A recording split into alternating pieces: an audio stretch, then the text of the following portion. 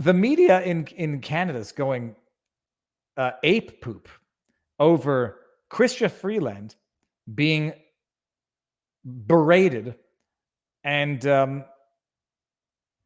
being called an effing B by some dude who has now set a bunch of people back politically a fair bit. And this is Joe Blow. I don't know who Joe Blow is, but I saw a tweet came across. No lockdowns, no masks, no vaccine mandates, no woke bullshit, no fake conservatives. Okay. Didn't know who he was. Still don't know who he was. I saw this tweet. And it says, there's been 1,000 times more outrage from the media and establishment over Chrystia Freeland being yelled at than there was when a peaceful pro-freedom elderly woman was trampled by a police horse. Ignore all the sanctimonious outrage. And it got me thinking. And it got me flashing back to short-haired Viva. When I ran for office, I remembered this incident, which some of you might not know or remember. I ran for federal office in Canada for the People's Party of Canada. During the election, rhetoric was heated. There was heated rhetoric. People calling people fascists, tyrants. Oh my goodness. And that's not the Canadian way. Canadian media was saying, this is very much an American phenomenon. It doesn't have a place in Canada. We're polite. We're yada, yada. As though that the people saying this were not listening or were not hearing when Justin Trudeau was demeaning, degrading, and dehumanizing a substantial portion of the Canadian population. Those people are putting us all at risk. They're putting at risk our kids. They're putting at risk their whatever. Called us misogynists, racists, xenophobes, anti-science, anti-vax, just taking up space, he once said. And then the media has the audacity to say, the rhetoric's kind of heated.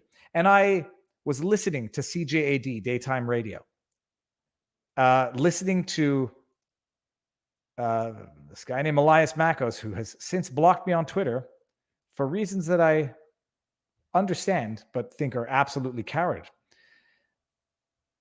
It was a flashback to when Maxime Bernier got physically assaulted. Maxime Bernier, the leader of the PPC, had an Indigenous activist individual. I think he's deaf. He's something of an activist.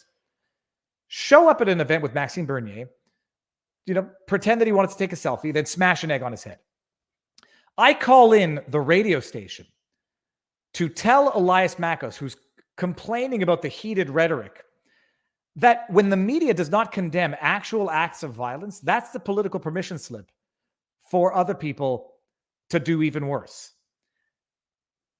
And this is what he said. When the mainstream media is actually silent on actual assault against a political leader, that is as much of a political permission slip as anybody needs to escalate the violence one notch higher. So with this particular example in mind and the media's response to this incident, I called Elias Makos in the hopes of expressing myself on CJAD, and this is what happens.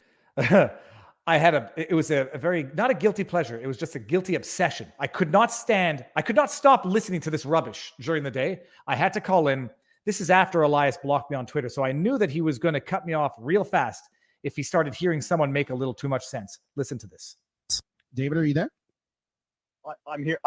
Go ahead, David. All right. I would say the political crime is getting there. And when you have the mainstream media utterly ignoring Maxime Bernier getting physically assaulted at a rally, you want to talk about dog whistles to the rest of the crowd. When the mainstream media and the likes of you... Are you talking about the egging? Hey, David, are you talking about the egging? Yeah, I'm talking about the egging. Okay, thanks for your call, David. Let's talk about the egging. Thanks, David, for bringing that up. So Maxime Bernier was egged. I think it was yesterday. Was it yesterday or the day before? Yeah, I don't know. Maxime Bernier was egged. Here's how it happened. A person went up to Maxime Bernier, and there was no mob, there was no crowd, there was no yelling. This is how it happened. And I'm just going to qualify everything. There was no mob, there was no yelling. A man went up to Maxime Bernier.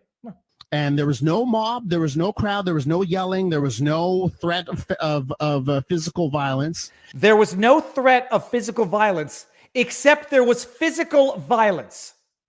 This is like Stasi justifying the fascist orders of a fascist regime. There was no...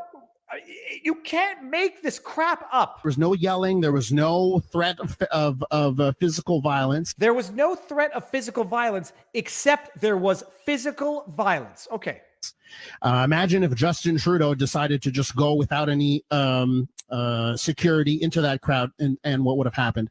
So this gentleman goes to Maxime Bernier and says, "Oh, can I have a photo with you?"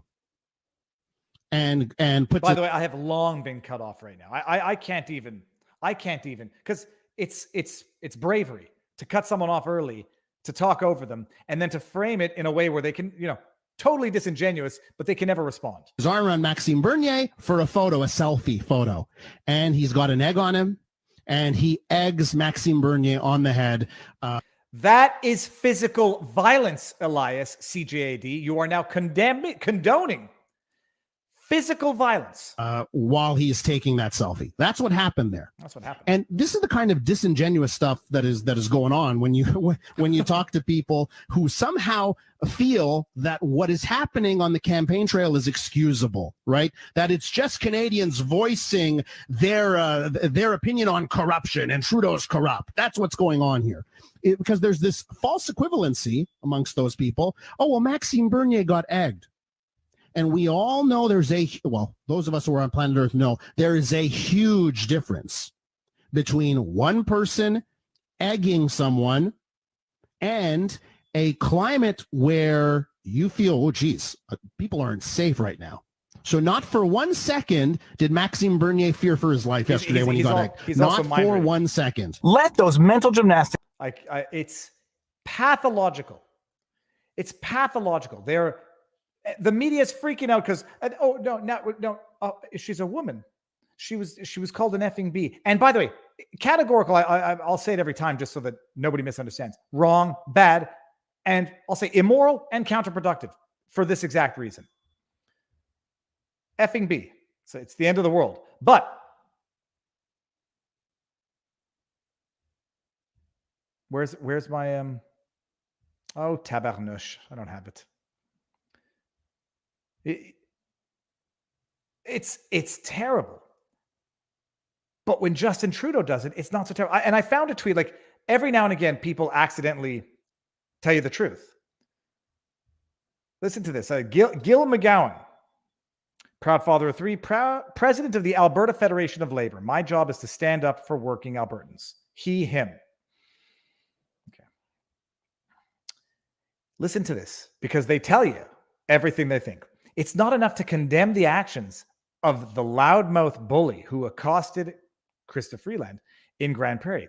We need to acknowledge that it's the inevitable result of the words framing used by conservative politicians and pundits to demonize and dehumanize their opponents. Oh, and then by the way, stochastic terrorism. This is the catchphrase of the day now. It's stochastic. The public demonization of a person or group resulting in the incitement of a violent act which is statistically probable, but whose specifics cannot be predicted. So you mean like, by the way, translation.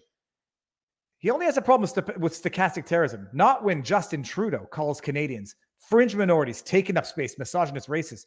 And by the way, what does it result in? Somebody running over protesters at a protest. Was it Calgary? No. He only cares about it. I mean, he told you right here. It's only a problem when conservatives do it. When the liberal prime minister of the country does it, and it results in not just nasty words, someone running over 4 people with their car. Crickets from Gil McGowan.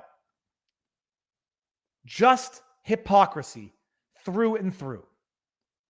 I think Tim had it right. It's not hypocrisy. It's okay when they do it because they are above you. I mean, that's what we're saying, the same thing here. They like it. They like it.